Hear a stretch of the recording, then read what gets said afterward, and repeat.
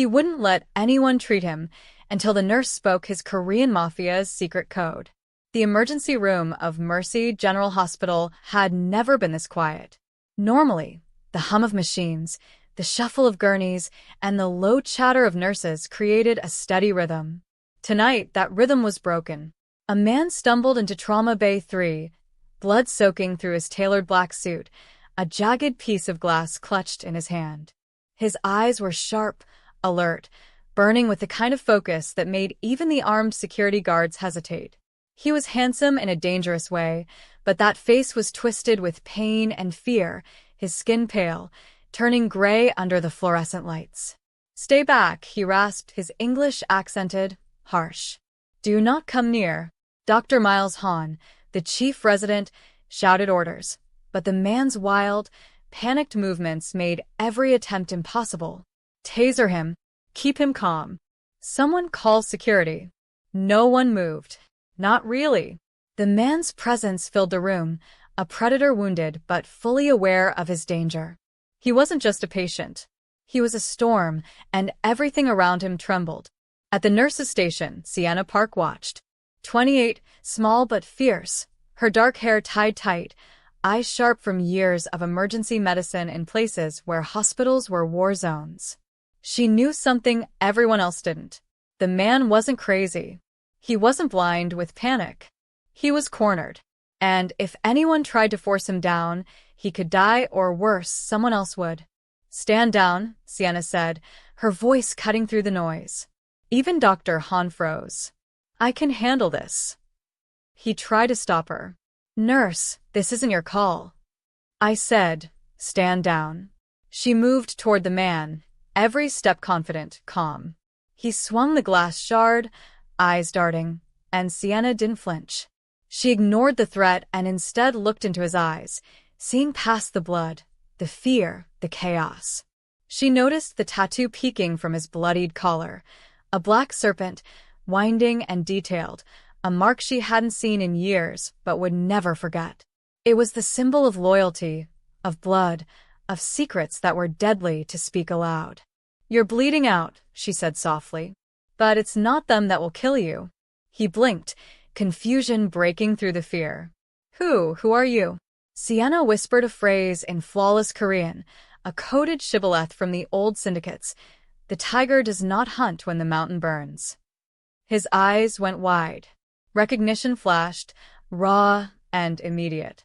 The glass shard wavered. He wasn't just scared anymore. He was calculating, realizing he had found a neutral, someone who would not betray him. "Drop it," she commanded gently. "Give me your hand. Trust me." It was a tense beat of silence.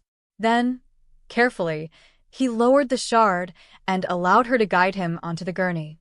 The other staff stared, unsure whether to intervene. Blood pooled around him, the danger of his wound immediate and lethal, but Sienna moved with precision, checking vital signs, packing the wound, speaking quietly, steadily. "My name is Juno," he said between ragged breaths. "Sienna," she replied, still focused on his injury. "And you talk too much." For a few minutes, they existed only in that small bubble, nurse and patient, co-conspirators, connected in a strange intimacy forged in adrenaline and fear. Then the subtle change came. A shift in the rhythm of the ER. Not sound, but pressure, a creeping awareness. Juno's instinct sharpened, even in pain. "They're here," he murmured. Sienna didn't need to ask. Two men, dressed like law enforcement, but moving with the predatory precision of hunters, swept through the front entrance. They weren't here for questioning. They were here to kill or capture. "Go," Juno rasped, trying to sit. "If they find you with me." Sienna grabbed his hands, forcing his gaze to hers. "No. "We survive this together. You don't die on my watch." The lockdown alarm blared. Red strobes lit the ER like emergency fireworks. The hunters moved faster, and Sienna knew the hospital wasn't a refuge anymore. It was a trap. She pushed Juno down a hidden service corridor, wheels squeaking, her mind calculating every blind spot, every camera, every door. A sudden boot cracked against the elevator doors. One of the hunters had reached them. The gun was raised, suppressor fitted. Sienna screamed, hurled a heavy biohazard bin, and in one breath, improvised a flame with disinfectant and a lighter. A roaring tongue of fire erupted. The attacker screamed, backing away. Juno rolled off the gurney, seizing the gun that had fallen, firing precise shots to neutralize the second threat. They escaped into the night, soaked by heavy rain, their breaths fogging in the cold air. A black sedan screeched to a stop. The driver bore the same serpent tattoo as Juno's. Reinforcements? Allies? It didn't matter. The car was the only way out, but if Sienna went, she could vanish forever. "You have to stay," Juno said. "If you come with me, you're gone."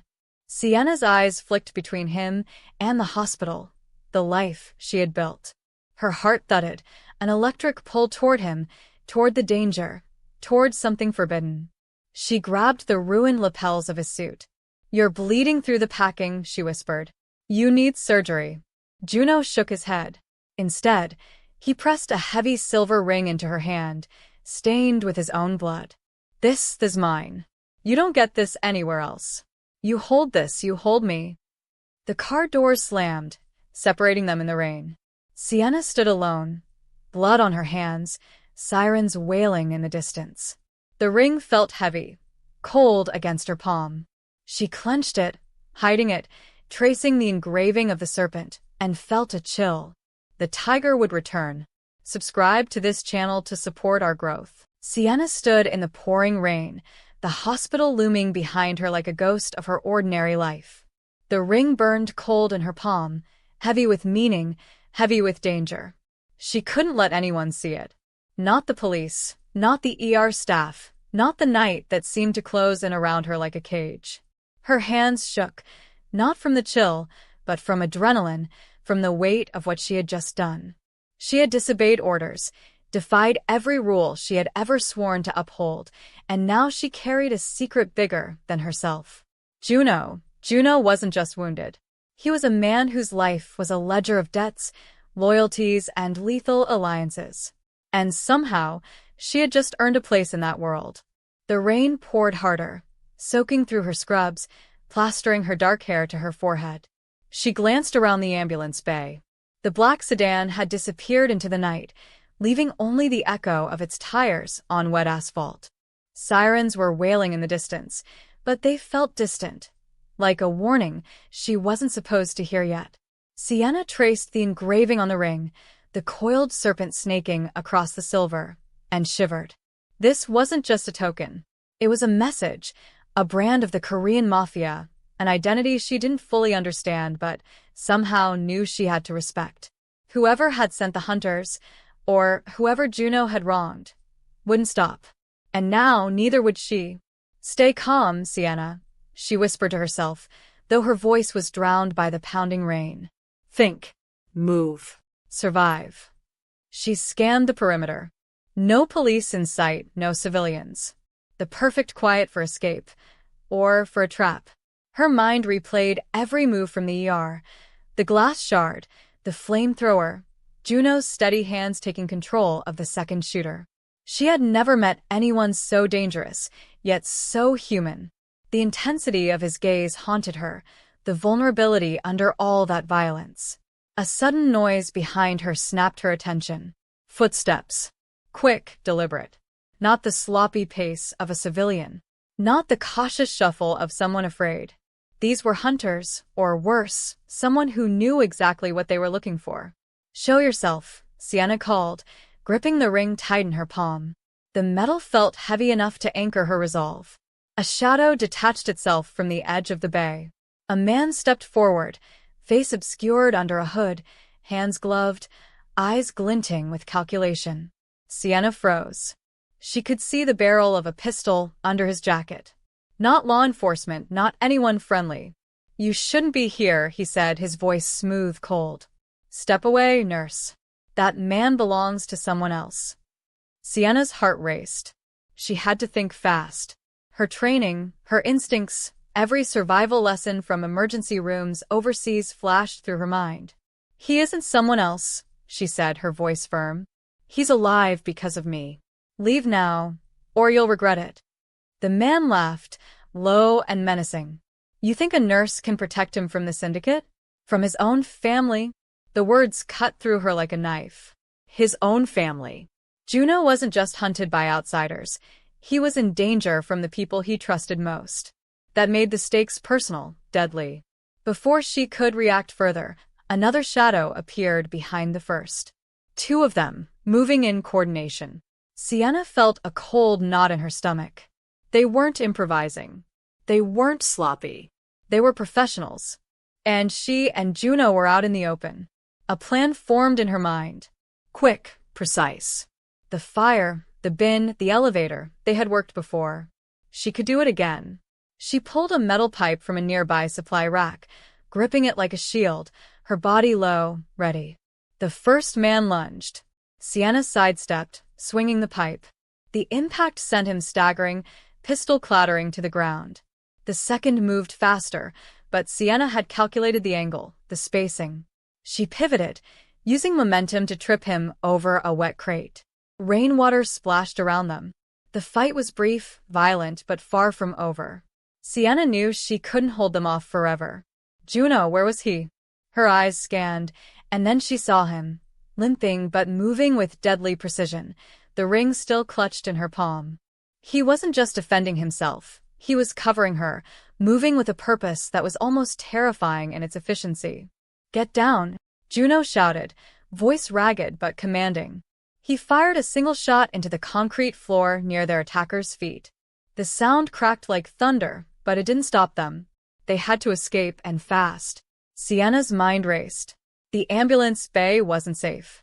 Not with reinforcements possibly waiting. She gestured toward the side exit, the service tunnel she had memorized during her shifts. This way, she yelled. Juno limped toward her, one hand holding his wound, the other extended toward her. We move together.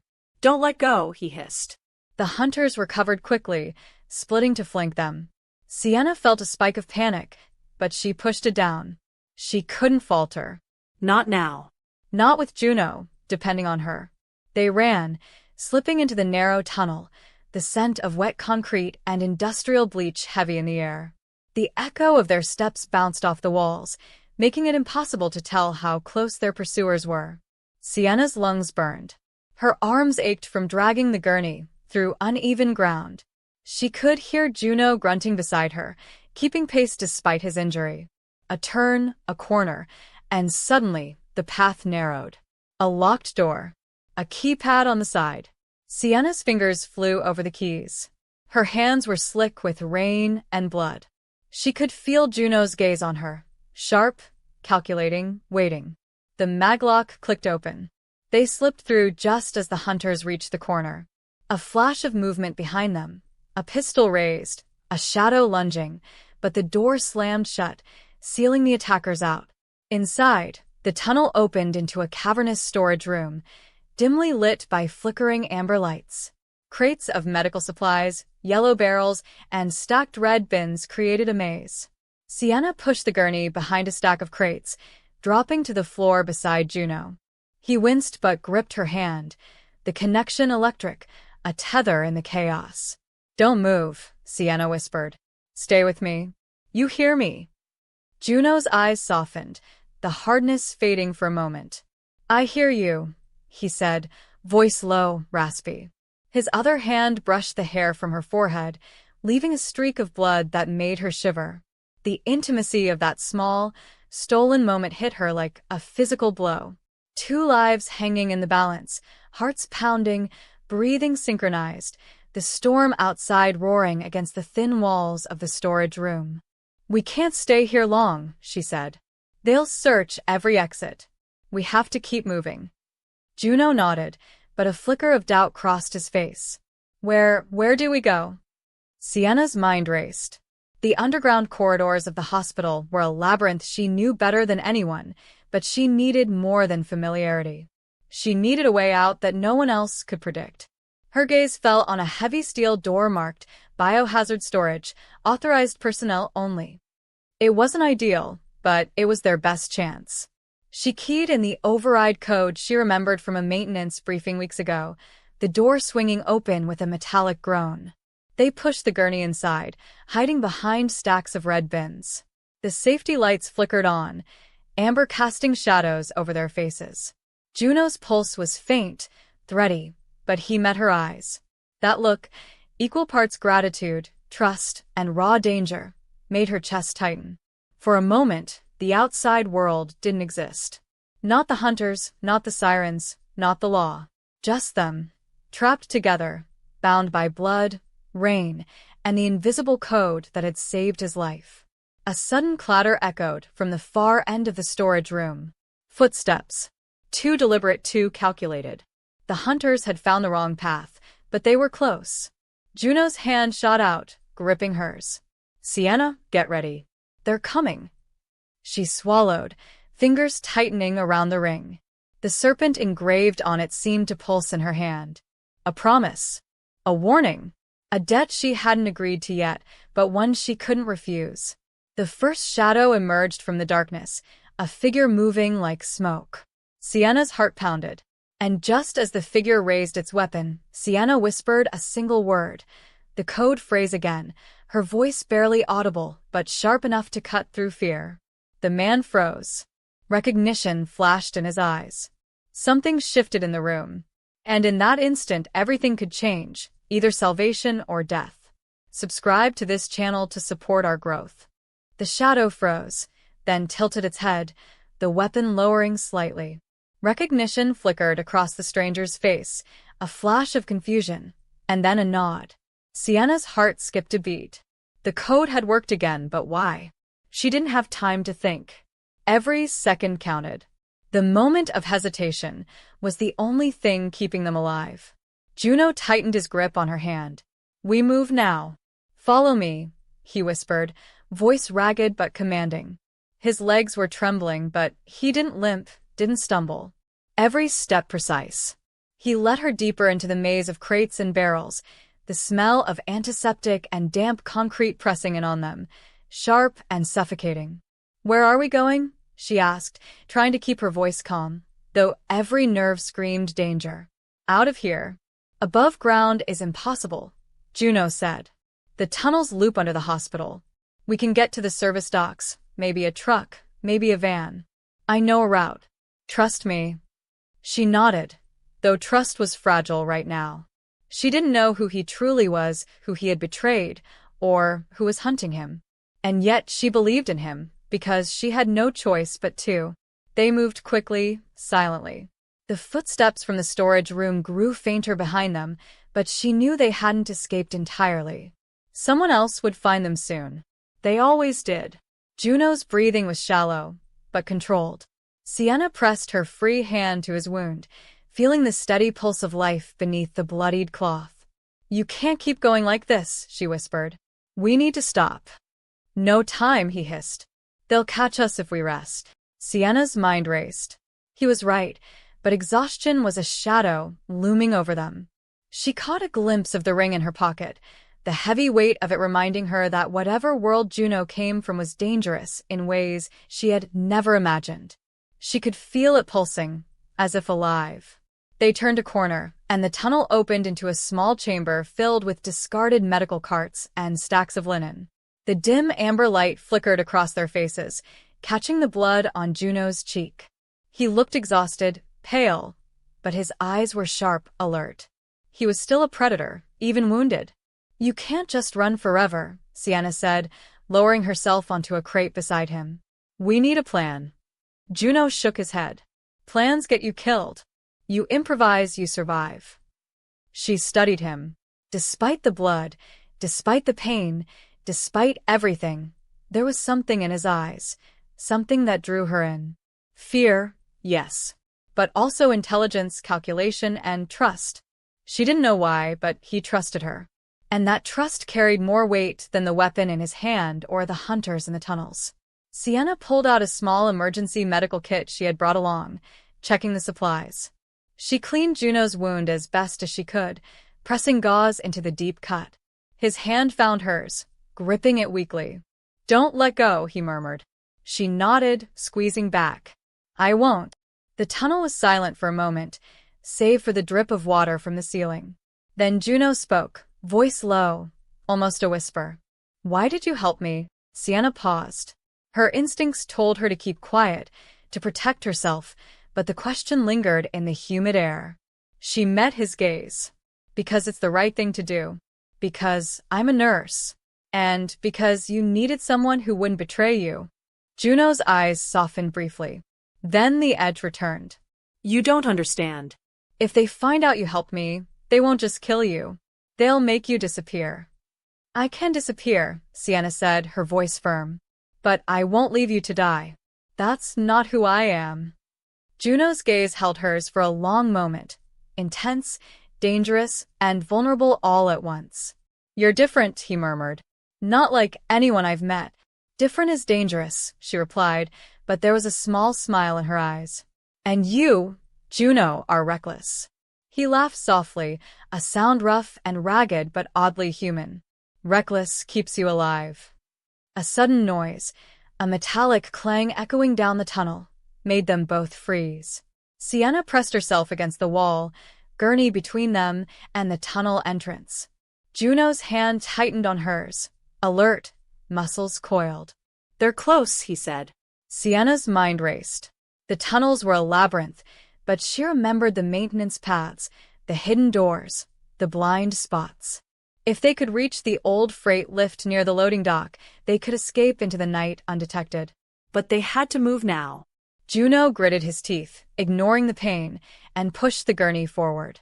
Sienna followed, her body tense, eyes scanning every shadow. The echo of footsteps behind them grew louder. Someone was tracking them, careful, silent, but persistent.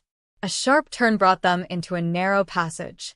Sienna felt the walls closing in, the air thick with humidity and tension. Juno's breathing was shallow but steady, his eyes flicking over every shadow, every corner. Suddenly, a figure stepped out of the darkness.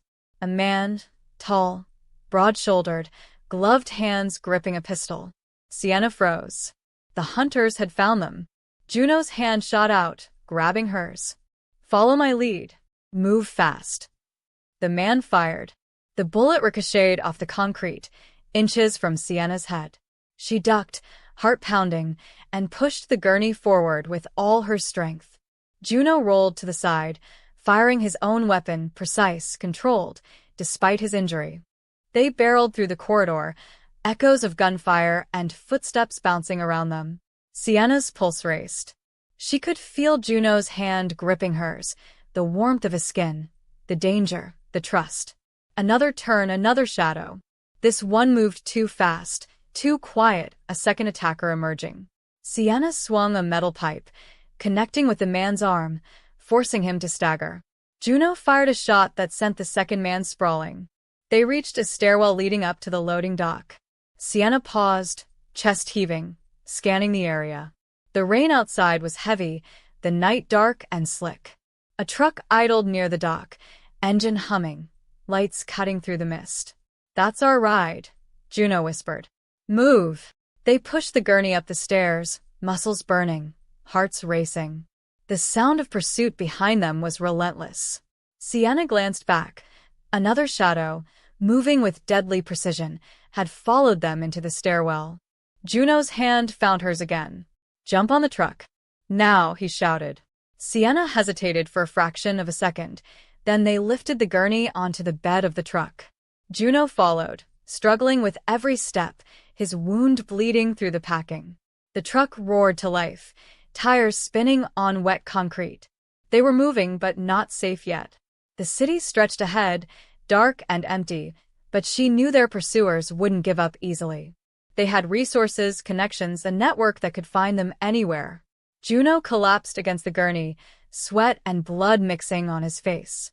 Sienna pressed a hand to his chest, feeling the rapid, shallow heartbeat. We're not safe yet, she whispered. But we're alive. That counts. Juno's eyes met hers, fierce and grateful. You're insane, he murmured, a faint smile breaking through his pain. And you're impossible to kill, Sienna shot back, managing a weak grin. They rode in silence for a moment, the rain lashing against the truck, the city lights flashing past. Then Juno's expression shifted, darkening. They're not just outsiders, he said. Someone inside betrayed me. Sienna's stomach dropped. What do you mean? Juno shook his head, pain flashing across his features. I trusted them. I shouldn't have. And now, I don't know who I can trust. The words hung heavy in the air. Betrayal. Inside his own circle. That explained everything, the precision of the attacks, the knowledge of the hospital layout, the timing. Someone had led the hunters straight to them. Sienna tightened her grip on the gurney, anger and fear mixing inside her. Then we find out, she said. And we make sure they regret it. Juno's eyes glinted, appreciation and admiration flashing briefly. You're reckless, he said. But I like it. The truck roared through the night, the rain blurring the world outside. But inside, the two of them shared a fragile alliance, forged in blood, adrenaline, and the recognition that survival depended on each other. And as the city stretched before them, dark and unpredictable, Sienna knew one thing for certain. The storm was far from over. Subscribe to this channel to support our growth. The rain pounded against the windshield of the black truck, each drop like a hammer striking metal. Sienna's hands were slick with blood, her knuckles white from gripping the edge of the gurney. Juno lay beside her, silent for once, every muscle taut with pain, but his eyes never left hers. He had trusted her completely, so completely that even the betrayal that loomed ahead wouldn't shake the fragile bond forming between them. The city around them was a blur of neon lights reflecting off puddles, cars speeding by, sirens wailing somewhere in the distance. But the world outside was irrelevant. They had survived the ER, survived the tunnels, survived the hunters, but now came the real storm, the truth of the betrayal. Juno finally spoke, his voice low and trembling. It wasn't them upstairs, he said, barely above a whisper. Someone I trusted, someone close, led them here. And they knew exactly where we would be. Sienna froze. She had sensed the possibility, the whispers of betrayal in the corridors of the ER, the unusual efficiency of the hunters, the way the locks had been overridden. But hearing it from him made it real, tangible, deadly. Who? She demanded, her voice tight. Tell me. Juno's jaw clenched. He struggled to sit up, wincing as the stitches pulled at his wound. I can't, not yet. Not until we're safe. If they hear me. His hand dropped to his chest, covering the bleeding that never really stopped. Sienna's mind raced. They needed a place to hide, somewhere the hunters or whoever betrayed him couldn't reach. Her thoughts flicked back to the hospital's old service tunnels, the abandoned supply buildings near the docks, the old warehouse district she had memorized from her early shifts. Somewhere isolated, somewhere they could plan. There's an old warehouse, she said, almost to herself. Near the docks. No cameras, minimal foot traffic. We can hide there, patch you up, and figure out the next move. Juno's eyes narrowed. Do you trust me? Sienna blinked, caught off guard by the question. He wasn't asking about survival, about the gunfire or the hunters. They both knew she could rely on her instincts. He was asking about her heart. I trust you to survive, she said finally, voice steady. That's enough for now. A faint, dry laugh escaped his lips. You're brave or insane. Maybe a little of both, she replied, a wry smile breaking through the tension. The truck rolled into a narrow alley near the docks. The tires slipped on the wet pavement, spraying mud and water against the walls. Sienna's eyes scanned every shadow. Every corner. Every alleyway could hide an enemy. But for now, they were alone. Juno struggled to his knees as the truck stopped. We move fast, he said. Every second counts. Sienna helped him to his feet, pressing a hand to his wound, checking the packing. You're bleeding faster, she said. We need to get inside now. They sprinted toward the warehouse, gurney wheels clattering against the uneven cobblestones. The night air was thick with the smell of salt, wet concrete, and diesel. The storm around them seemed to conspire against their movements, rain blinding and relentless. Inside the warehouse, it was dark and silent, the only light coming from the faint glow of distant street lamps filtering through high windows. Sienna pressed the gurney behind a stack of crates. Juno leaned back against it, exhaustion etched across his face. She tore open her emergency kit, rechecking the wound. Blood had soaked through the first packing, and she pressed down hard, ignoring the ache in her fingers. "Hold still," she whispered. "I won't let you die here. Not tonight." Juno's eyes softened, a mix of gratitude and something deeper, something unspoken. "You saved me," he murmured. "More than once." Sienna's fingers froze for a moment on the gauze. "You would do the same for me," she said softly. "Or maybe you already have." His lips twitched in a faint, almost imperceptible smile. The moment hung between them, thick with unsaid things, trust, fear, desire, and the undeniable pull of two souls tethered by survival. Then the sound came, a faint click, almost imperceptible over the rain and the storm outside. Sienna's heart skipped a beat. She froze, listening. Footsteps. Deliberate. Calculated. Someone had followed them. Juno's head snapped up. "Inside," he hissed. He gripped a metal pipe leaning against the wall, eyes scanning the darkness. "Stay close." A figure emerged from the shadows, face obscured, gloved hands gripping a pistol. "Juno Kim," the voice said. Calm, precise, chilling. "You've made this complicated." Juno's eyes narrowed. "I should have expected you," he said, voice steady, though his body trembled with pain. "I warned you." Sienna pressed herself against him, gripping the ring in her pocket. The serpent engraved on it seemed to pulse in her hand, a silent warning. The figure stepped forward. "You should have trusted no one." Juno's hand brushed Sienna's, a subtle warning. "Don't speak." "Not yet." The man raised the weapon, aiming directly at Juno. Sienna's instinct screamed at her. She lunged forward, swinging the metal pipe with all her strength. The man fired, a shot tearing through the air, ricocheting off a crate and narrowly missing her shoulder. Juno rolled to the side, seizing a loose chain from the ceiling, swinging it at the attacker. The man staggered, cursing, and Juno pressed forward, striking him with calculated precision despite his injury. Sienna grabbed the gurney, pushing it between them and the shadowy figure. "You will not touch him," she shouted, voice echoing in the cavernous space. Juno's eyes met hers, and for a heartbeat, they shared the unspoken understanding of survival, of trust, of loyalty forged in chaos. Then another figure appeared behind the first, tall, silent, weapon raised. Sienna's chest tightened. "Two? How many are there?" she whispered. Juno's gaze hardened. "More than we know. And they're inside jobs." Her stomach dropped. Betrayal. The one thing that could make this nightmare unbearable. Someone had led the hunters straight to them. And now, in this isolated warehouse, they had no choice but to fight, not just for survival, but for the truth. "Listen," Juno said, voice low, commanding. "They're expecting us to panic, to make mistakes. We don't. Follow my lead. Every move counts." Sienna nodded, hands gripping the metal pipe tightly. "Lead the way," she said. They moved through the warehouse with careful precision, shadowing each other, moving silently. Every crate, every barrel, every narrow passage became a weapon, a shield, a trap. The air was thick with tension, the storm outside echoing their inner turmoil. A sudden noise, a metallic scrape, faint but distinct, made them both freeze. The shadows shifted and Sienna saw movement. One of the attackers had split from the group, trying to flank them. Juno lunged forward, striking with a ferocity born of desperation and survival. The attacker went down with a groan, weapon clattering to the floor.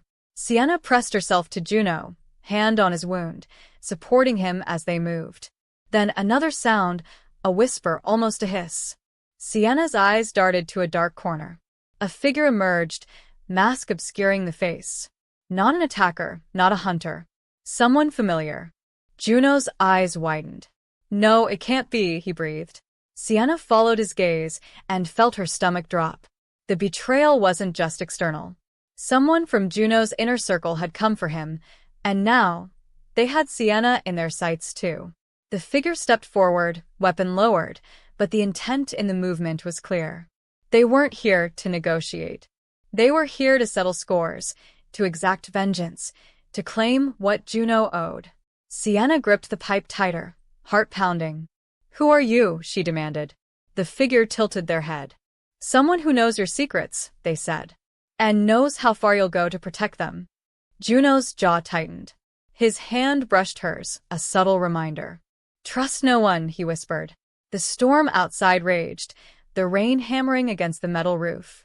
Inside the warehouse, the air was electric with danger, betrayal, and a tenuous bond between two people who had survived hell together.